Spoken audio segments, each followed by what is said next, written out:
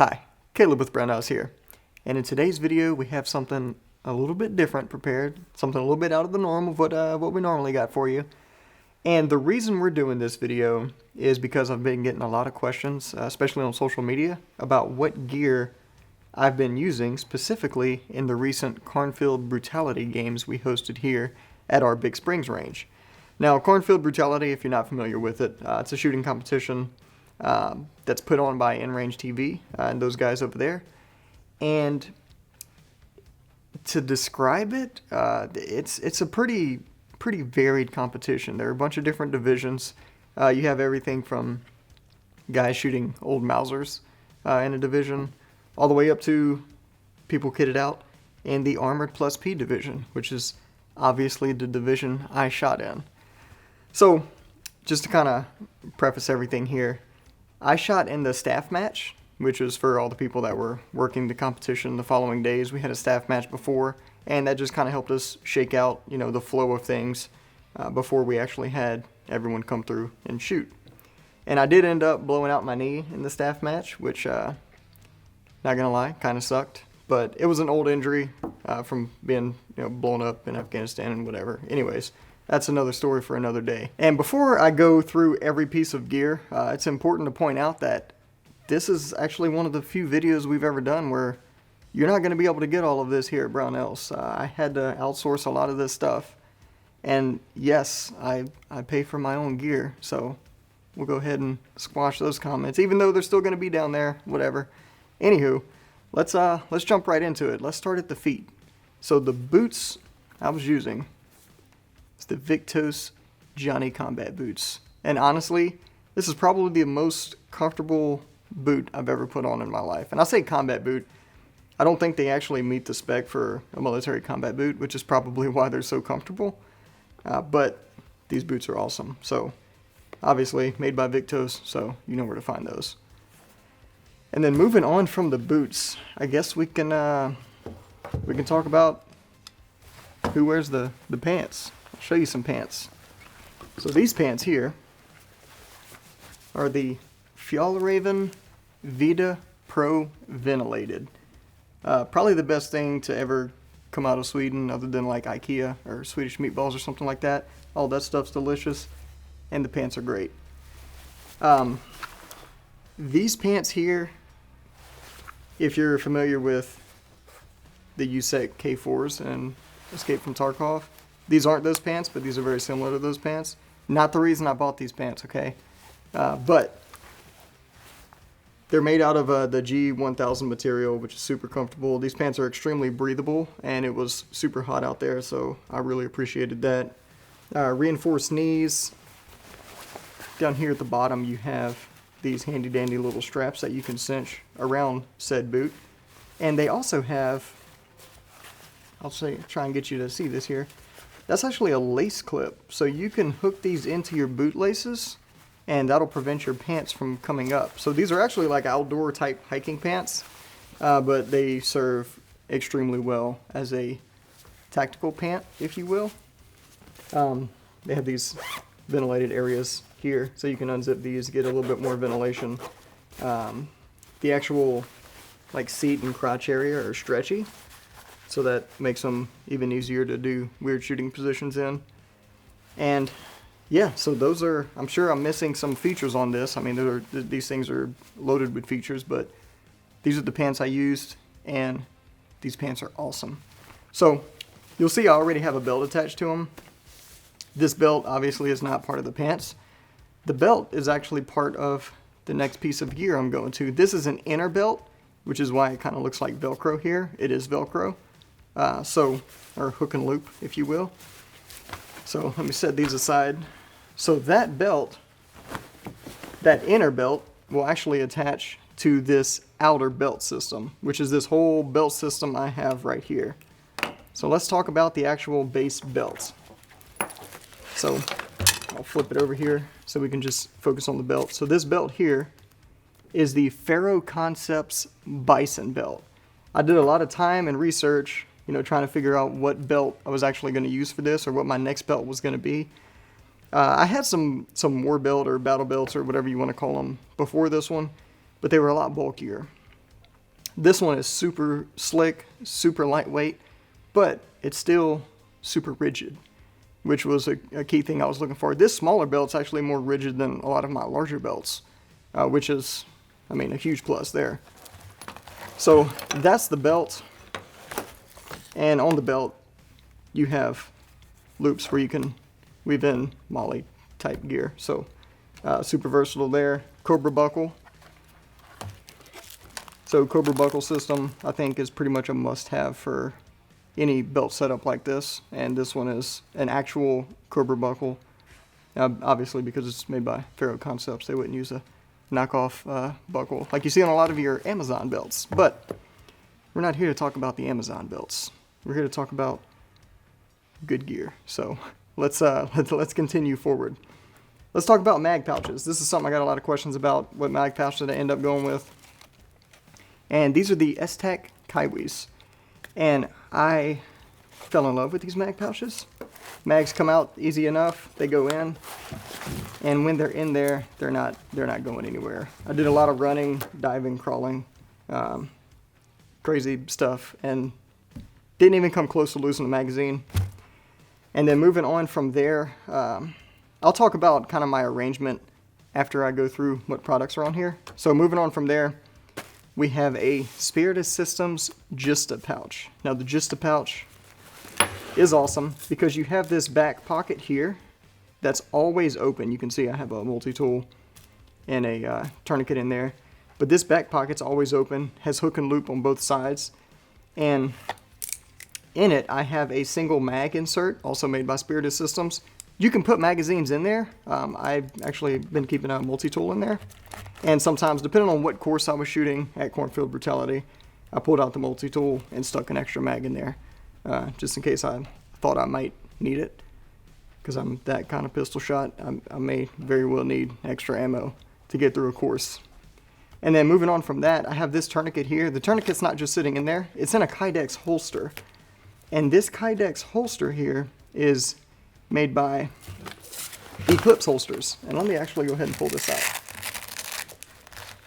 so you guys can see here. It's not easy to get this stuff out, which is a good thing. Once it's in there, you want it in there. Alright, so this holster here is obviously made specifically for tourniquets, and your tourniquet sits in there nice and tight. Hook and loop on the back side so it locks into that JSTA pouch. And this is a really cool way to carry a tourniquet. Again, made by Eclipse Holsters. So fun fact there, Eclipse Holsters, that's a company I use for all my concealed carry Kydex. And they make this as well. I don't use them for my belt holster, and I'll tell you why in just a little bit. But let's keep going from here. So I'm not going to try and put that back in right now. You guys don't need to see me struggle with that. And with that out, you can kind of see how the JSTA pouch is open here. And so yeah, Spiritus Systems, their single mag holster is actually perfect for multi-tools. So if you're looking for something to hold a multi-tool nice and secure, single mag holster is the way to go. The JSTA pouch will attach via MOLLE, or you can, it has an area for a belt, and this belt fits in there perfectly. So, I mean, it was a no-brainer with this setup. And then you have a front pouch on it here. And I don't keep anything in that front pouch. And it collapses nice and flat if you don't have anything in it. If I wanted to put something in it, it'd be, you know, it's already there. It's nice and flat out of the way when I don't need it. And I have a whole extra pouch if I do need it. So, moving on from there, we have the Spiritus Systems, again with Spiritus Systems, yep. Nalgene water bottle pouch. So this holds a water bottle, nice and secure. This was my source of hydration, and I mean, that's all there is to it. It's just a good, solid water bottle pouch, and backside attaches, let me turn it so you can see here. Backside attaches via MOLLE and weaved right into the belt. And the water bottle, Eclipse Holsters water bottle. It'll hold any water bottle. I mean, like this one here, these Nalgene water bottles. These are awesome. If you don't have one, it's a great way to carry water on your belt system. with a combination of these two things. The dump pouch I won't get into too much here. I think this one was like a Maxpedition or something. I don't really ever use it that often. But it's there if I need it, and it's out of the way on my back. And then for a rifle mag pouch, again an Esstac Kywi magazine pouch. And this holds rifle mags nice and secure. They're not going anywhere. And on these, I'll also say this, on these mag pouches, there's different attachment methods you can use to hold them to the belt. And on all my mag pouches, I use the 1-wrap Velcro. And these attach nicely to the actual Velcro on the belt, and they still hook into my inner belt as well. So I get some really good retention there, and they're not flopping around. They're nice and secure, solid on there. So if you're looking for a similar setup, that's definitely the way to go. 1-wrap Velcro on the Ferro Concepts Bison Belt works really, really well. And moving down the line, let's talk, or actually, I know what the comments are saying right now. You're probably already halfway through typing the comment, like what kind of idiot puts his pistol mag pouches on one side and rifle mag pouch on the other side. And that's because I shoot handgun right-handed and rifle left-handed. So that's why my pouches are the way they are.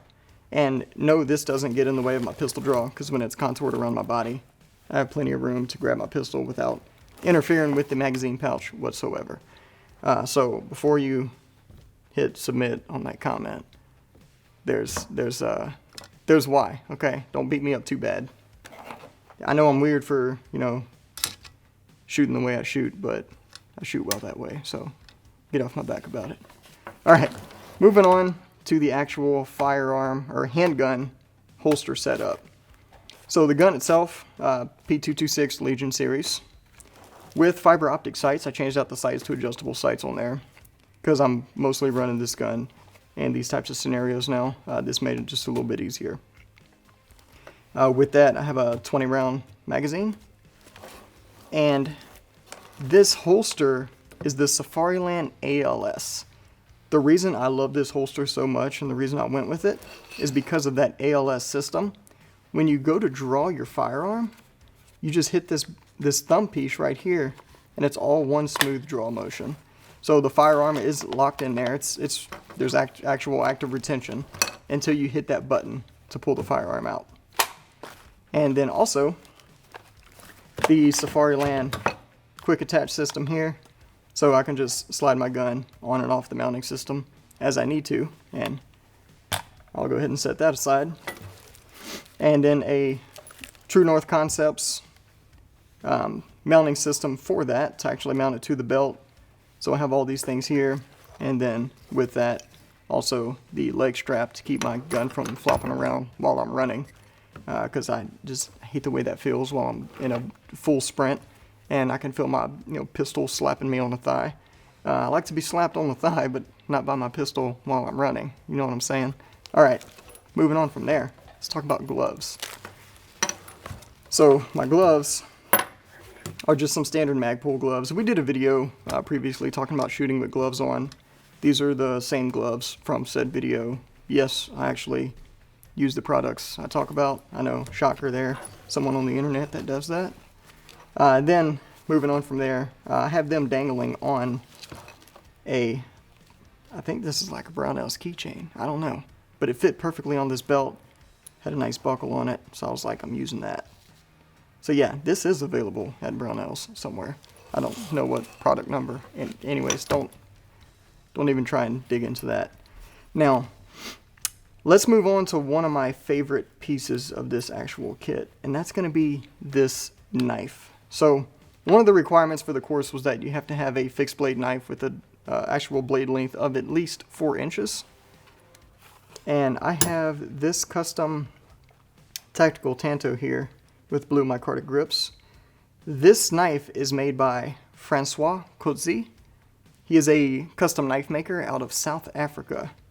And my friends over at African Custom Knives, which is an import company based out of Louisiana, they were kind enough to hook me up with this knife specifically for this competition. which is awesome of them. And this knife, really cool knife, feels good in the hand. If you're going to carry a knife, why not carry a cool custom knife? It is a tactical knife, but I feel it's not too tactical, you know? You can still look at it and be like, oh, that's a custom knife. So yeah, this is the blade right here. And again, that's made by Francois Coetzee out of South Africa. All right. I think I hit everything on the belt. Again, you know, if at any point during this is a longer format video, I'm going to try and divide it out into chapters so that you can jump around easy enough. If at any point during this you have any questions, just leave them in the comments. I'll try and get to you. But let's move on from there. So let's talk about shirts. The shirt I was wearing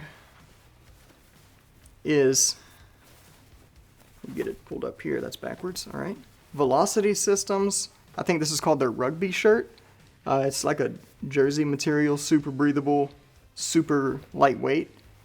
And this is probably the most comfortable shirt I've ever worn underneath body armor. This is definitely the one to get. And there's some pockets and like stuff you can attach. I think that's for attaching patches too. It doesn't really feel like hook and loop, but it's like a softer version of it. I'm sure something will attach to it. Anyways, point is, I didn't use any of that, but it's there if it's something you're into. So that's really all I can say about the shirt. That's the shirt I use. And again, super comfortable. Really happy with my choice there. And then, of course, over that shirt, I mentioned wearing armor. Let me get some of this stuff out the way here. So for the armor, let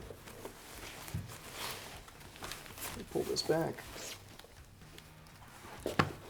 The plate carrier itself, this is the Spiritus Systems LV119 Overt, front, rear, with the standard trifold shoulder flaps here, or shoulder covers. And then the cummerbund I used was the elastic cummerbund. And the cummerbund itself, like I said, it's elastic, it stretches, so you can kind of cinch it down to how tight you want it to be, how loose you want it to be, whatever. And each one holds 3 magazines. So I can hold 3 extra mags on the left, 3 on the right, which I didn't do. But something I did do is that, you know, whenever you walk up to the firing line, obviously your firearm's unloaded. I kept the magazine that was going in my firearm inside of this this right side cummerbund band. That way, whenever I stepped up to the line, I wasn't pulling a magazine out of my actual placard here. So I still was able to retain 3 magazines. And on the placard itself is the Microfight Mark V, their newer one here. And the reason I chose this over maybe like the Mark IV is because I wanted to run my setup as slick as possible. I didn't want a bunch of gear hanging off of me. I could have had, you know, a lot of this stuff on my belt hanging off the side of my plate carrier, but I didn't want to do any of that. I wanted to run as slick as possible, and I'm really happy with how I planned out my gear in that aspect. I was running super slick. I had the bare minimum, but I had everything I needed. And on there, I have a tourniquet attached to the side of the placard, just in case you can't have too many tourniquets. You probably can, but I didn't. I had just the right amount of tourniquets. Not that anybody got shot and I needed tourniquets. I feel like I'm being misleading right now. Point is, it's a good idea to carry a tourniquet. All right, moving on from there. Inside of this placard, I have the triple stack mag holder. And magazines I was using, yes, I was using Lancer magazines. Yes, I've heard a lot of mixed things about them. Yes, I've been using them a very long time and never had an issue, so I'm going to continue to use them. So, my meds. I had my first aid kit in this dangler here that is sitting on the bottom of this LV119. And if it looks like I'm having trouble manipulating this while setting it on my firearm here, yes, there are plates in these. The plates I'm using are the RMA level 4 ceramic plates. And first thing I say whenever I start talking about armor is the first thing people say is, isn't that heavy? Yeah, it's heavy because it's armor. So, I mean, I'm sure you were expecting some long excuse of why it's not too heavy. But yeah, no, it's not too heavy, but it's heavy. So, anyone who tells you it's not heavy is lying or just works out way more than me. Anyways, moving up from here, I have this phone holder here I was able to get some kind of first-person footage, which hopefully you guys will get to see here. Maybe we'll be able to cut it into this video, but if not, it'll be on my social media. But this is made by Juggernaut Tactical, and this is for the Samsung. They make it for iPhone as well, if you just, you know, hate your life and like to use iPhones over Samsung phones or Android or whatever. Go ahead and destroy me in the comments below. So, right here, Brownells patch. Pretty self-explanatory. Patch that says Brownells on it. I don't think I really need to go into detail on that. Back of the carrier, again, like I said, I was running slick. I have nothing attached to it. And I believe that is it for the plate carrier. So, let me position this ever so gently so that it's not going to fall. This took like 45 minutes to set up before we filmed this video. I'm just going to lay that down and we'll move on. So, we're on to the head now. I think. Yeah, we've covered a lot of ground here. Thanks for sticking with me so far. iPro, Oakley Hallbrooks. These are awesome sunglasses. They look cool. They protect your eyes, and they look cool. So that's that. So, and then, believe it or not, I had to wear a helmet of some sorts. It didn't have to be a ballistic helmet. You could wear a ballistic helmet, or you could wear a bump helmet. And for me wanting to like save weight and just run as slick as possible, I chose a bump helmet. Also, a new ballistic helmet was not in my budget. So, I'm running a bump helmet.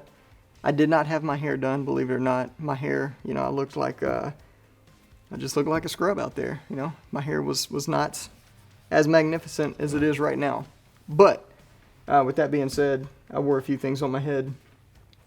I even got asked, you know, what hat I was wearing while I wasn't actually on the range competing, while I was waiting for the next stage and stuff, which is weird. I didn't expect to get, you know, questions with that amount of detail. But the hat I was wearing was just a black Spiritus Systems ball cap. For those of you out there who just absolutely needed that information, there it is.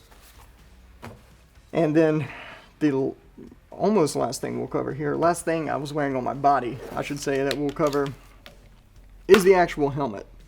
So the helmet I was wearing is the HHV bump helmet. There were definitely some cheaper options I could have went with.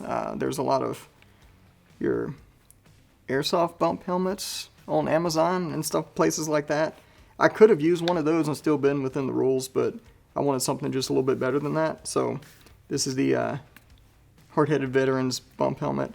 They make ballistic helmets as well, but like I said, that was not in the budget for this particular setup. And then speaking of budget, ear pro to mount to the helmet. I didn't have any helmet mounted ear pro. That was something I kind of wanted to play with. I had these M32s laying around, so I threw them on, and they actually work really well. So there's that. They have the capability to do comms, but I wasn't running any comms, so we're not going to get into that. I just had it stored. So that's the helmet setup.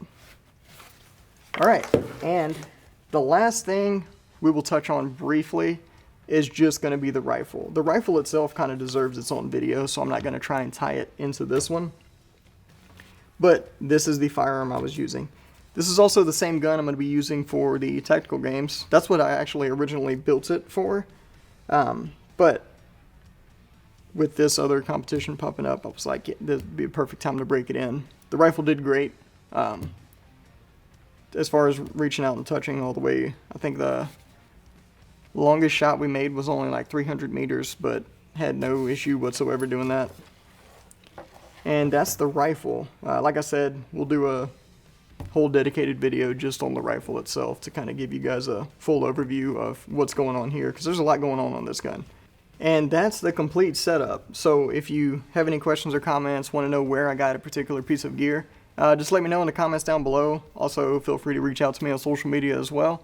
Now, let's head out to the range and run a few drills and see how this gear stacks up.